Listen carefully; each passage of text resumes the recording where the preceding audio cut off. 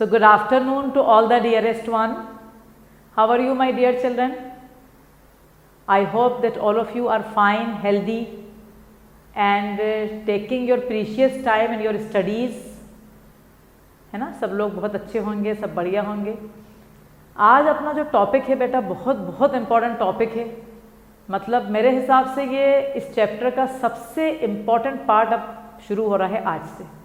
जितने भी अब लेक्चर होंगे आज से आगे तक, वो सारे लेक्चर बिल्कुल जैसे कहते हैं ना डायमंड और प्लेटिनम के लेक्चर्स हैं। बहुत अच्छी तरह आप इनको पढ़ेंगे, इनसे आप फ़ायदा उठाएंगे और आप इनको पूरा समझेंगे। ठीक है, तो अब आज मैंने पिछली क्लास में भी कहा था आपसे कि अपन क्वांटम नंबर्स शुरू करने वाले हैं। तो आज अपना जो हेडिंग है आपकी कॉपी में वो रहेगी क्वांटम नंबर्स। तो सब लोग पहले हेडिंग डाल लेंगे अपनी कॉपी में, क्वांटम नंबर्स। फिर मैं ज़रा सा आपको समझाऊंगी कि क्वांटम नंबर्स होते क्या हैं और क्या इनमें अपन को पढ़ना है। पहले आप एक छोटा सा एक एग्जाम्पल दे रही हूँ। जैसे सपोज आपको किसी का एड्रेस निकालना है एटम के अंदर ना, एटम नहीं मतलब जैसे मेरा एड्रेस कोई पूछे, सपोज कोई पूछे कि what is the address of doctor Amina. तो सबसे पहले कोई बंदा बाहर का है, यूएसए का है, तो सबसे पहले उसे कंट्री मालूम होना चाहिए किस कंट्री में अमीना मैडम रहती हैं। तो first thing is India. Second उसे मालूम होना चाहिए कौन सी सिटी में रहती हैं। तो सेकेंड इज़ भोपाल, है ना। तो first is India, second is Bhopal हो गया। फिर थर्ड चीज़ जो उसे मालूम होना चाहिए वो ये होना चाहिए कि भोपाल में किस एरिया में रहती हैं। तो एरिया हो गया ईदगाह, आई एम लिविंग इन ईदगाह। फिर आखिरी चीज़ मालूम होएगा उसको कि ईदगाह पे भी इतना बड़ा ईदगाह है, कहाँ आके खड़ा हो जाएगा। तो 23 सहारा परिसर। ये अगर उसको ये चार चीज़ें पता चल गई तो वो बंदा कहीं भी हो, भले वो जर्मनी में है, भले वो यूएसए में है, वो आके मेरे घर पे आके खड़ा हो जाएगा। तो जैसे किसी इंसान का एड्रेस मालूम करना है अगर, तो हमें ये चार चीज़ें चाहिए। ऐसे ही अगर मुझे इलेक्ट्रॉन का एड्रेस मालूम करना है एटम के अंदर, क्या मालूम करना है, इलेक्ट्रॉन का एड्रेस मालूम करना है एटम के अंदर, तो क्या मुझे चाहिए, मुझे चाहिए क्वांटम नंबर्स। क्या मुझे चाहिए, क्वांटम नंबर्स। तो देखो पहली लाइन मैंने क्या लिखी है, are those numbers which give the address of electron in an atom. क्या है quantum numbers, are those numbers which give the address of electron in an atom. तो ये लाइन लिखेंगे आप, quantum numbers are those numbers which give the address of electron in an atom. वो numbers हैं जो हमें इलेक्ट्रॉन का address देते हैं एटम के अंदर। अब ये कितने नंबर्स हैं, ये हैं 4, याद रखेंगे। How many quantum numbers are there, 4। तो अपन लिखेंगे उनके नाम, फिर अपन एक एक करके डिस्कस करेंगे डिटेल में। 4 quantum numbers are there. How many, 4। तो please write down, 4 quantum numbers are there. 1 principal quantum number, इसका सिंबल है स्मॉल n।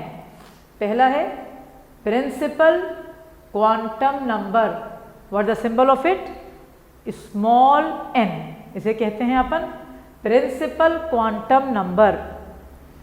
सेकेंड एजीम्यूथल या सब्सिडियरी या सेकेंडरी, तीनों एक ही चीज के नाम हैं। या तो एजीम्यूथल कहेंगे उसे, या सब्सिडियरी कहेंगे उसे, या उसे कहेंगे सेकेंडरी। तो एजीम्यूथल क्वांटम नंबर और सब्सिडियरी और सेकेंडरी क्वांटम नंबर, तो तीनों नाम लिख लेंगे। इसका सिंबल है स्मॉल l। ठीक है, तो पहला प्रिंसिपल क्वांटम नंबर जिसका सिंबल है स्मॉल n। दूसरा आपका है एजीम्यूथल या सब्सिडियरी या सेकेंडरी क्वांटम नंबर जिसका सिंबल क्या है, स्मॉल l। थर्ड आपका है magnetic quantum number. What the third one, magnetic quantum number. इसके दो सिंबल हैं, या तो खाली स्मॉल m भी रह सकता है या एम एल, या स्मॉल m या m और नीचे स्मॉल एल लगा है, इसे कहा जाएगा मैग्नेटिक क्वांटम नंबर। लास्ट आपका है स्पिन क्वांटम नंबर, तो the last one is spin quantum number, उसका सिंबल है एस या ms। ठीक है, तो how many quantum numbers are there? 4 quantum numbers are there. Principal quantum number, second azimuthal और सब्सिडियरी और secondary quantum number, symbol small L. Third magnetic quantum number, symbol small L, M और ml। Fourth spin quantum number, symbol s और ms।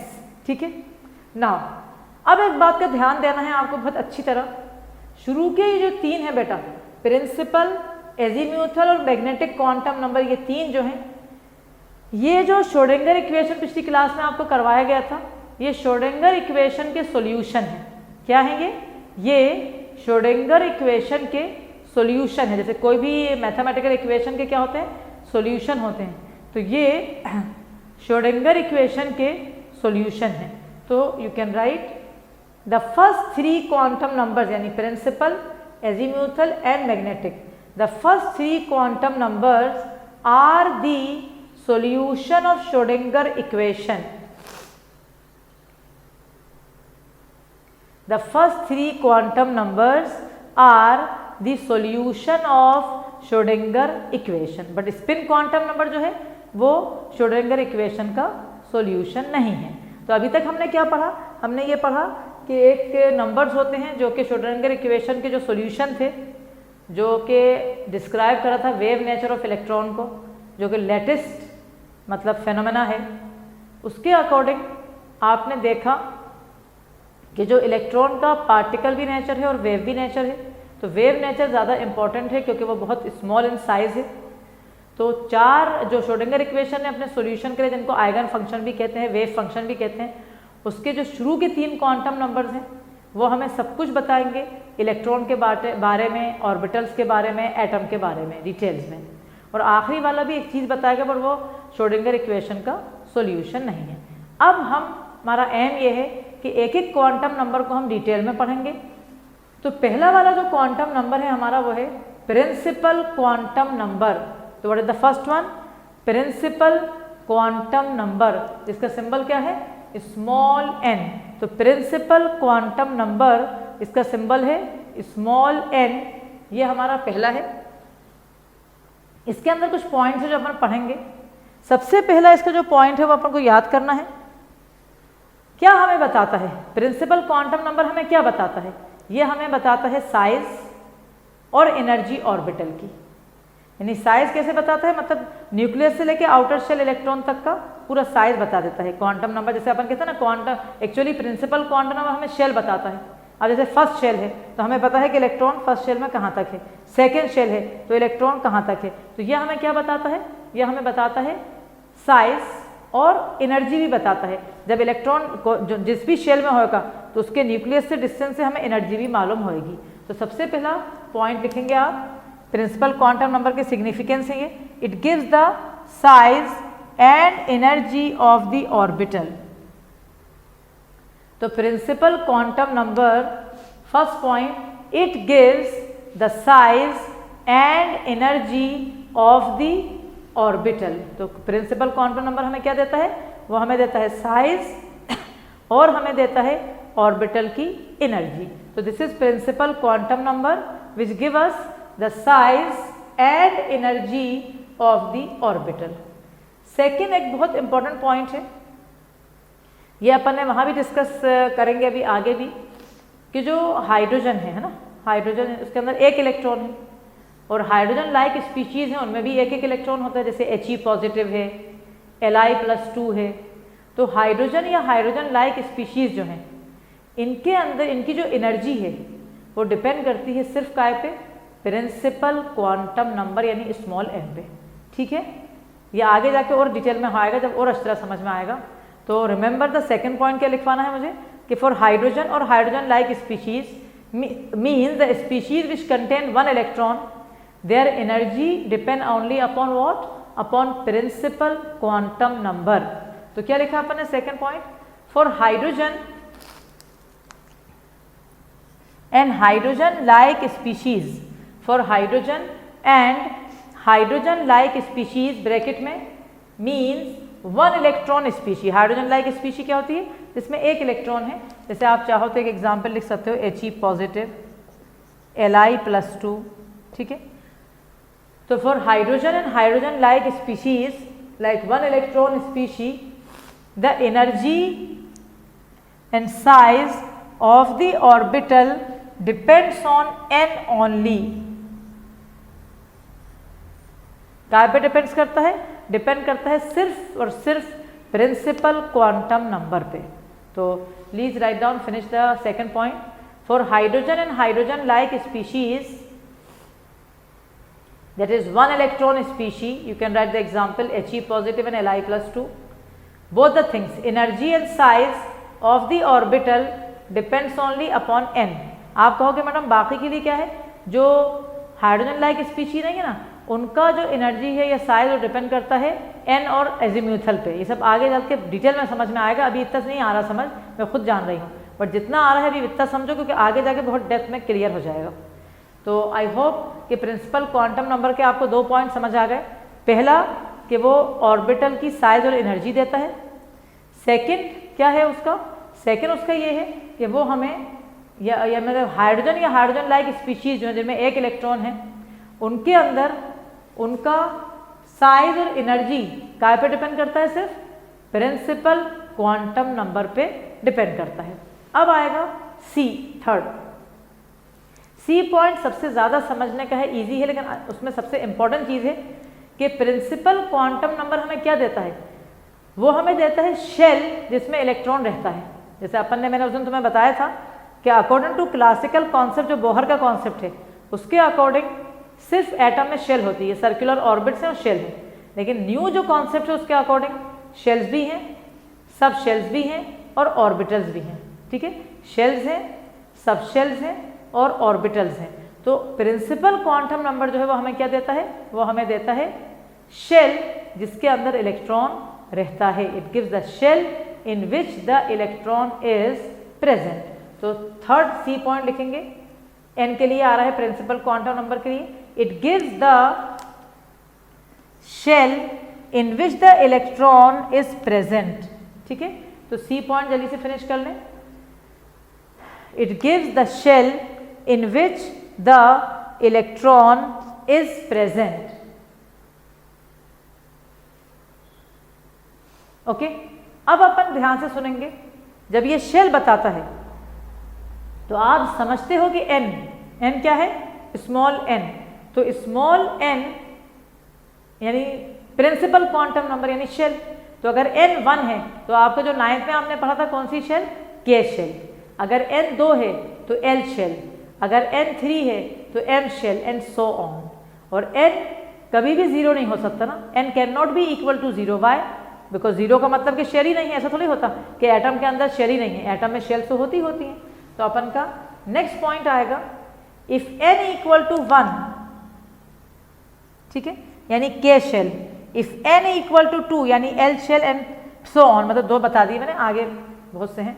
तो अगर n 1 है तो k shell है, अगर n 2 है तो l शेल है। और फिर देखो ये क्या लिखा है, n never be equal to 0, n कभी भी 0 नहीं होगा, n नॉट इक्वल टू 0। तो if n equal to 1 k shell, if n equal to 2 l shell and n never be equal to 0, ठीक है। उसके बाद अब क्या आ रहा है अपना नेक्स्ट पॉइंट आ रहा है। नेक्स्ट पॉइंट क्या आएगा, साइज, अभी देखो नहीं समझ लेंगे पहले। Size of orbital increases with increase in n, बिल्कुल समझ में आ रहा है। जैसे अगर फर्स्ट शेल है तो आपने खुद बनाते हो, एक न्यूक्लियस और एक शेल है तो साइज छोटा होगा। अगर 2 शेल हो गई तो साइज बढ़ जाएगा, 3 हो गई तो और बढ़ जाएगा। तो ये ध्यान में रखना ये बात कि जितना n का नंबर बढ़ता जाता है, जितनी शेल आगे बढ़ती जाती है, उतना ही साइज ऑर्बिट का या ऑर्बिटल का बढ़ता जाएगा। तो अब आप लिखेंगे जितना मैं बोल रही हूँ बस, size of orbital size of orbital increases with increase in n। ठीक है, जितना आप n को बढ़ाओगे उतना ही साइज ऑर्बिटल का बढ़ेगा। ठीक है, अब आप एक बात ध्यान से समझना, अभी आगे जो लिखना है उसको मैं समझा दूं पहले, फिर अपन लिखेंगे। जब n बढ़ेगा, है ना, n क्या वैल्यू बढ़ेगी तो मतलब साइज बढ़ रहा है, तो इलेक्ट्रॉन दूर जाता जा रहा है न्यूक्लियस से, तो एनर्जी रिक्वायर्ड है हमें, energy is required to keep the electron away from the attraction of nucleus, क्योंकि न्यूक्लियस तो पॉजिटिव है, वो इलेक्ट्रॉन को अभी तरफ खींचती है, पक्का ना। लेकिन अपन को जब शेल बढ़ेगी, साइज बढ़ेगा, तो इलेक्ट्रॉन को दूर जाना पड़ेगा, तो energy required to overcome the force of attraction of nucleus to that electron. तो इसका मतलब क्या हुआ, जब n बढ़ेगा तो एनर्जी भी बढ़ेगी। इतनी छोटी छोटी चीज़ें हैं बेटा, बट इतनी ज़्यादा इंपॉर्टेंट है, क्योंकि ये स्टेटमेंट ऑब्जेक्टिव हर जगह ऐसी छोटी छोटी चीज़ों में बच्चा गलती करता है।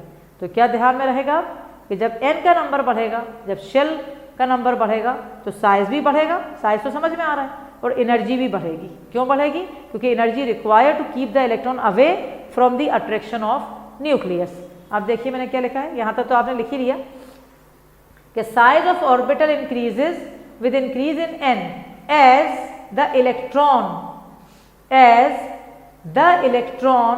is located away from the nucleus। फिर सुन लो पूरा, energy is required in shifting the negatively charged electron from positively charged nucleus, that is energy of orbital increases with increase in n, यानी साइज और एनर्जी दोनों बढ़ेगा। अब continue कर लो writing, ये वाली लाइन तो लिखी रही थी, size of orbital increases with increase in n as the electron, लिखते जाओ, as the electron is located away from the nucleus, write this line, as the electron is located away from the nucleus, energy is required in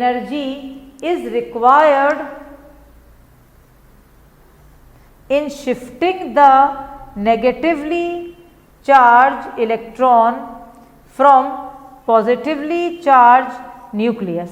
ठीक है, तो as the electron is located away from the nucleus, energy is required in shifting the negatively charged electron from positively charged nucleus, that is आखिरी line पूरी underline इस तरह करो, means energy of orbital increases with increase in n, energy of orbital increases with increase in n।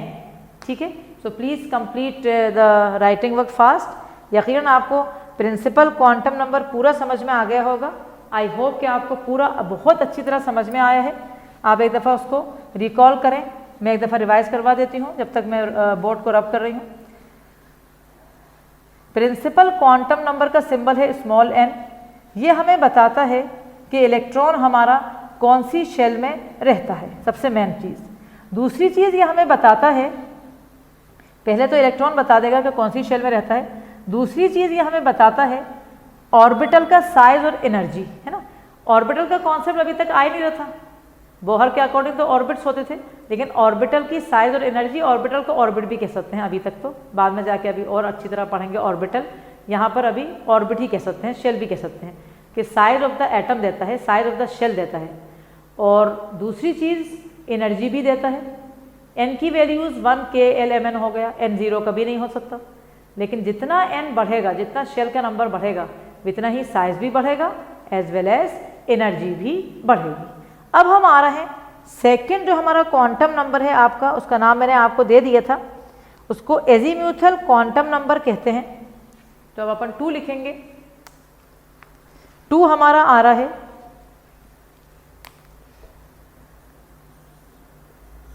Azimuthal quantum number, जिसका symbol L है और ML, sorry L ही है इसका, सॉरी तो ML उसका है, खाली L है। इसका सिंबल क्या है? Small l। इसका एक और नाम है वो तो 3 लिखे हुए थे, बट एक और नाम से भी पहचाना जाता है, ऑर्बिटल एंगुलर मोमेंटम। ये नाम भी आप लिख लोगे, ऑर्बिटल एंगुलर मोमेंटम। ठीक है, अब ये हमें क्या देता है, इसके बारे में आपको बहुत अच्छी तरह जानकारी होना चाहिए।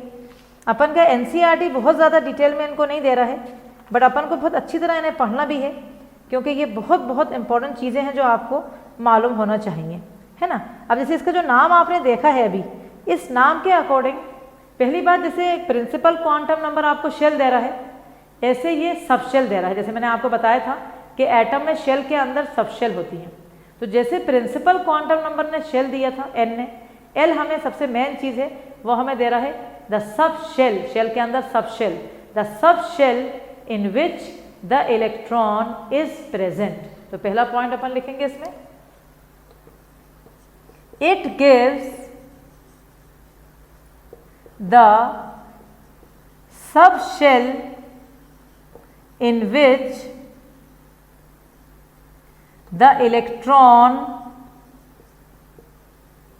is present। ठीक है, तो प्रिंसिपल क्वांटम नंबर ने शेल दे दी और एजीम्यूथल क्वांटम नंबर ने हमें क्या दिया, सब शेल दी जिसके अंदर हमारा इलेक्ट्रॉन रहता है।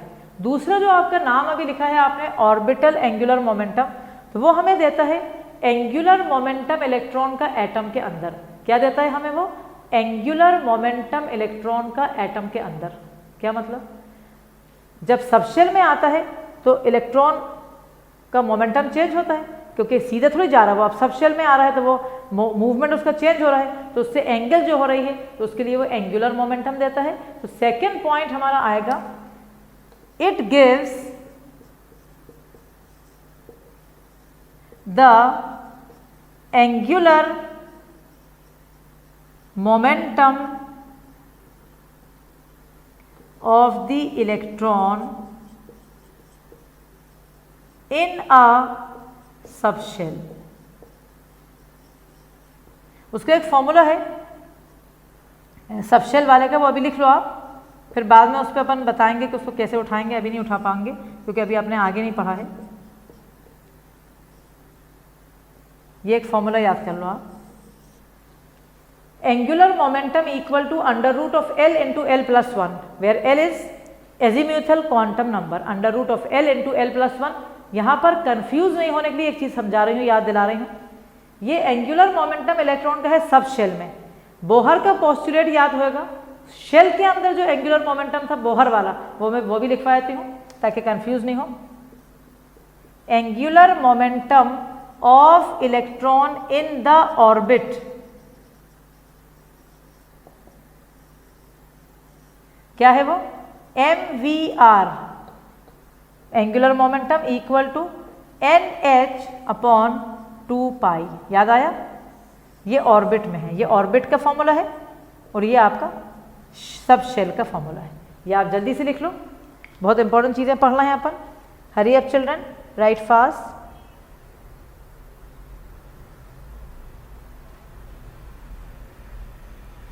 हो गया,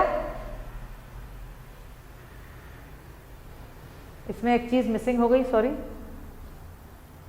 एक मिनट, ये तो सही है बिल्कुल, बट अंडर रूट के बाद h अपॉन 2 पाई भी आएगा, दैट इज मिसिंग। अब सही है, अंडर रूट में h अपॉन 2 पाई नहीं आ रहा है, अंडर रूट के बाहर आ रहा है। ठीक है बेटा,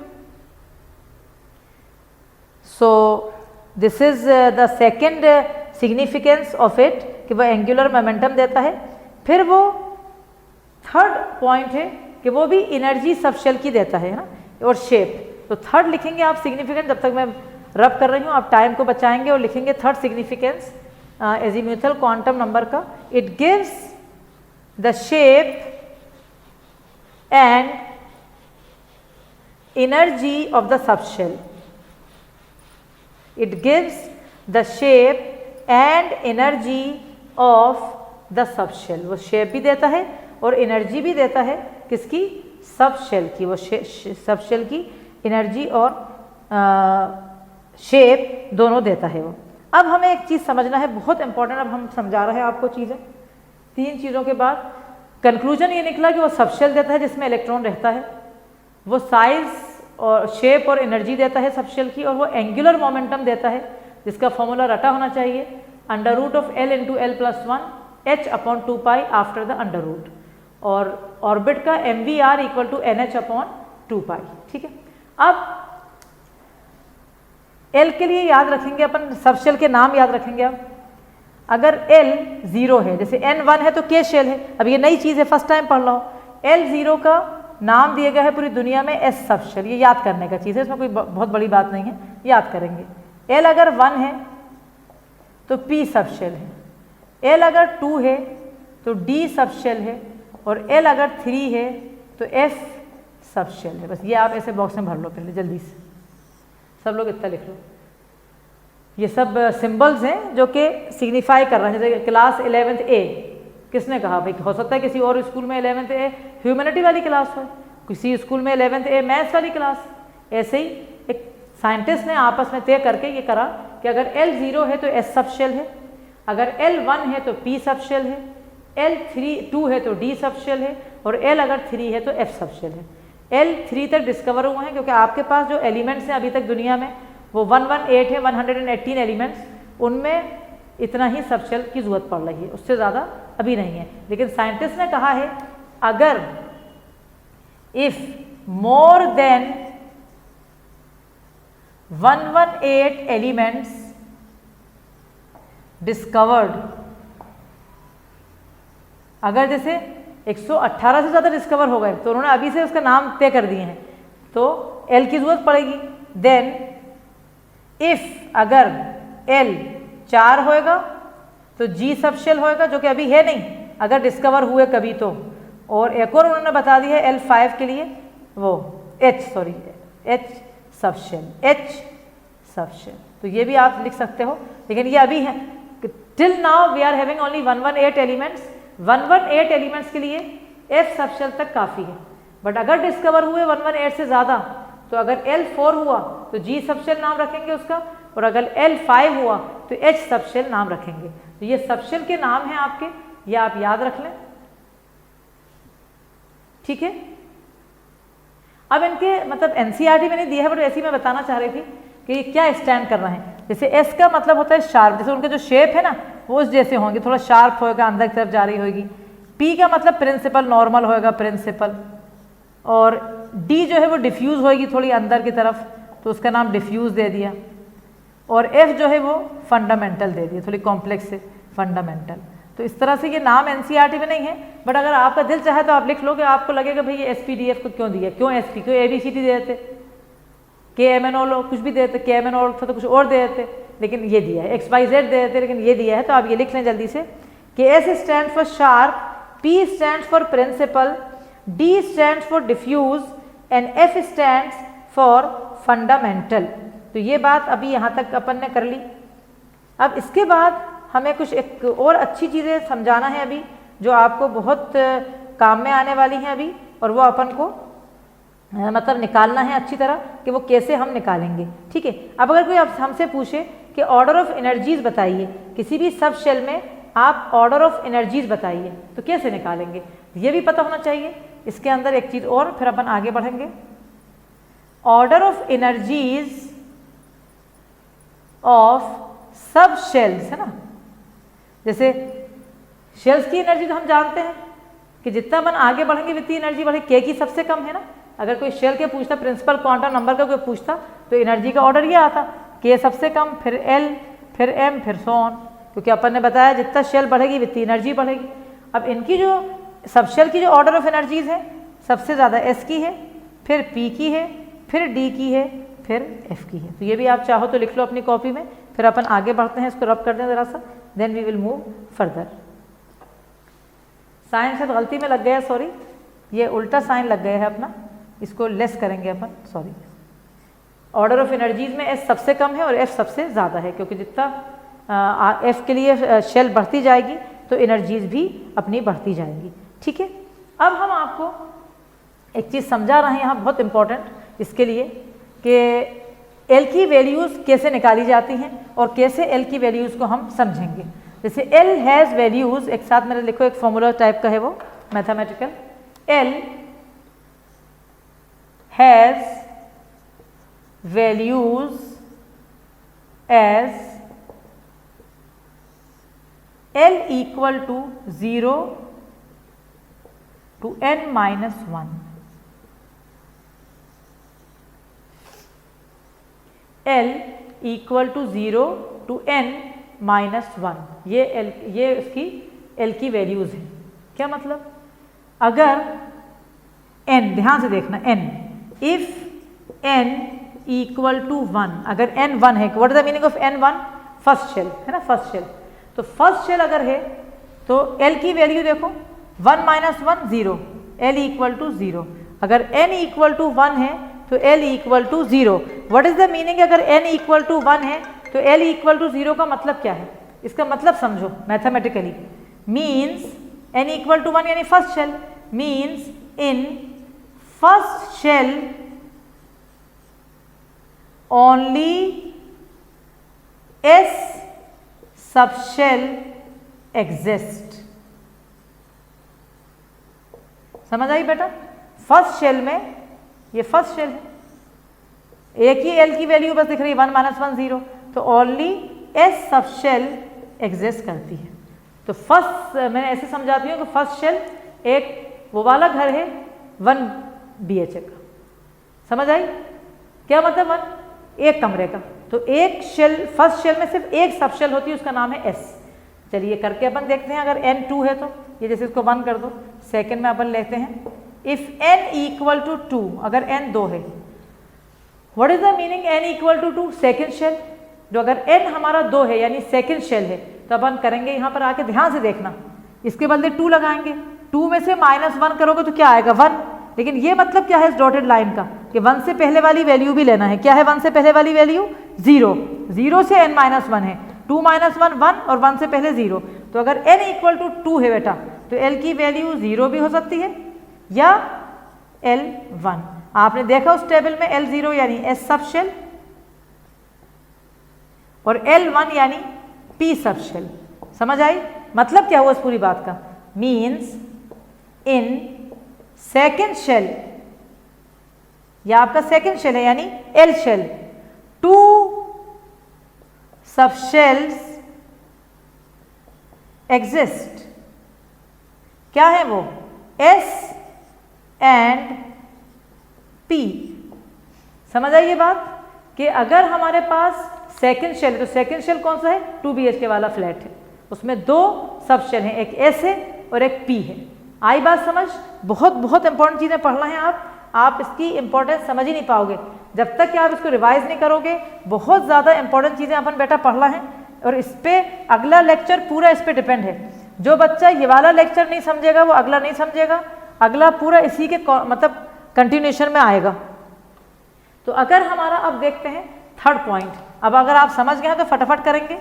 अगर मेरा n इक्वल टू 3 है यानी कौन सी शेल है, third shell, possible values of l निकालेंगे जल्दी से। देखो यहाँ पर लगाया करो जो n की वैल्यू, 3 माइनस 1 कितना है 2, 2 से पहले ये 0 2 का मतलब 2 से जितनी भी पहले हैं, 2 से पहले क्या होता है 1 होता है, और 1 से पहले क्या होता है 0 होता है।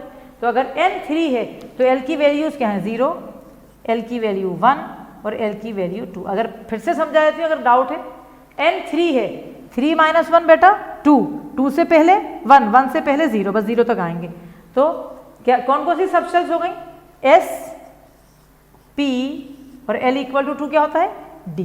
क्या मतलब हुआ, in third shell 3 subshells exist. क्या क्या है वो, S P and D। Is it clear to? Last करके देखेंगे क्योंकि L2 के बाद तो L3 बचेगा बस। लास्ट क्या है हमारा, अगर n हमारा 4 होएगा तो अब आप देखोगे पॉसिबल वैल्यूज, अब आपको सबको मुझे लग रहा है समझ में आ जाएगा बहुत आसानी से। 4 माइनस 1 3, 3 से पहले 2, 2 से पहले 1, 1 से पहले 0। तो अगर n 4 है तो L 0 होएगा, L 1 भी होएगा, L 2 भी होएगा, L 3 भी होएगा, यानी S P डी और एफ। मतलब क्या हुआ, फोर्थ शेल कंटेन 4 सब शेल्स। क्या क्या है वो, s, P, d and f. आई बात समझ? और अगर कोई होशियारी से देख रहा है मेरी बात तो उसको एक बात बहुत अच्छी समझ आई होगी, हर शेल के जो नंबर है उतने ही सब शेल हैं। N1 है तो एक सब शेल, N2 था तो 2 सब शेल एस और पी, N3 था तो 3 सब shell S P D, N4 था तो 4 सब shell S P D F. मतलब एक फॉर्मूला बढ़िया बन गया अपने पास। क्या है वो फॉर्मूला, नंबर ऑफ सब shells in a given shell equal to n। ये एक फॉर्मूला है जो अपन को बॉक्स में भरना होगा अभी। तो एक फॉर्मूला लेंगे अपन, नंबर ऑफ सब shells in a given shell equal to n। समझ आइए, n फर्स्ट शेल में 1, सेकेंड शेल में 2 सब शेल, थर्ड शेल में 3 सब शेल, फोर्थ शेल में 4 सब शेल। फर्स्ट शेल में ओनली एस सब शेल रख लो। First shell contain only 1 subshell that is s, second shell contain only 2 subshell that is s and p, third shell contain 3 सब shell S P d, last shell contain 4 सब shell that is s P d and f. और इस फॉर्मूले को पूरे को अच्छी तरह अंडरलाइन करो क्योंकि ये बहुत बहुत इंपॉर्टेंट आप पढ़ रहे हैं, इसको आप बिल्कुल भी भूलेंगे नहीं। बहुत ज़्यादा आप इम्पॉर्टेंट इसको समझें और इम्पॉर्टेंट पढ़ेंगे आप।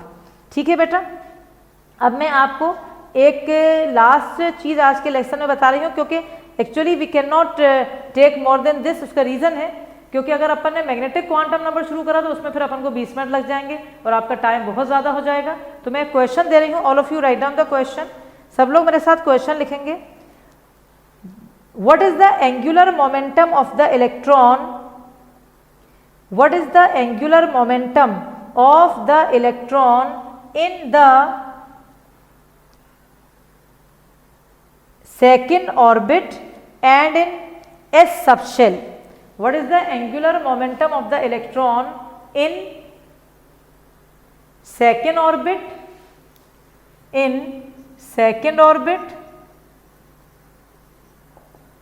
And in S subshell? ठीक है, अगर ये क्वेश्चन ऐसा आता है हमारे पास तो हमें कोई भी घबराने की बात नहीं है, बहुत आसान क्वेश्चन है। ऑर्बिट का फॉर्मूला हमें पता है एंगुलर मोमेंटम का, NH अपॉन 2 पाई।